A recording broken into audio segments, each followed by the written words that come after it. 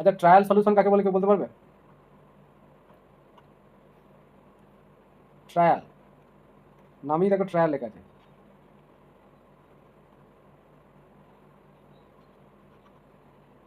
এইভাবে আমরা ধরি না y = e to the power mx। এই ট্রায়াল সলিউশন কেন ব্যবহার করা হয়?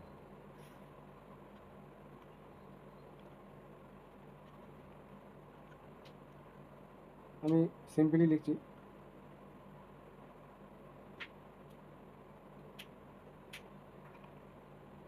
ধরো এটা বলা হলো যে গিভেন ডিফারেনশিয়াল ইকুয়েশনের ট্রায়াল সলিউশন। ট্রায়াল সলিউশন কাকে বলে, কেন এটা আমরা অ্যাপ্লাই করি, কোনো আইডিয়া আছে? সবাই কিন্তু এটা পড়ে এসেছি, ভালো রকমভাবে অ্যাপ্লাইও করেছি। এটা কেন অ্যাপ্লাই করছি এবং এই ধরনেরই বা কেন ধরা হয়?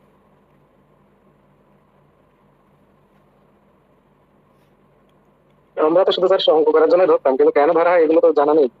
হুম, আমরা এই যে এটা যে ইকুয়েশনটা হয়, আর বলো কেউ কিছু বললে। স্যার এটা ট্রায়াল সলিউশনটা ধরে মনে হয় মানে অঙ্কটা তাড়াতাড়ি করে করা যায় আর কি, মানে সহজে করা যায়। এমনি সলিউশনে পৌঁছাতে আমাদের যেটা মানে ম্যাক্সিমাম লেগে যায়, সেটা ইজিলি করা যায়। না, এই যে ট্রায়াল সলিউশনটা e to the power mx ধরা হয়, এটা কারণটা হচ্ছে এই ইকুয়েশনের রুটগুলো ফাইন্ড করার জন্য। দেখবে m এর ভ্যালু পাই আমরা দুটো, তাহলে অ্যাকচুয়ালি কি এই ইকুয়েশনের রুটটা আমরা ফাইন্ড করতে সুবিধা হয় m দিয়ে, তাই না? একে ডেরিভেটিভ করে ইকুয়েশনে বসাই, ওটা দেখাবো।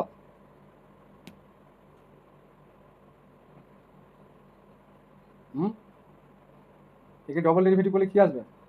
m² আসবে না? ই টু দি পাওয়ার mx কেন ধরি ওটাই তো।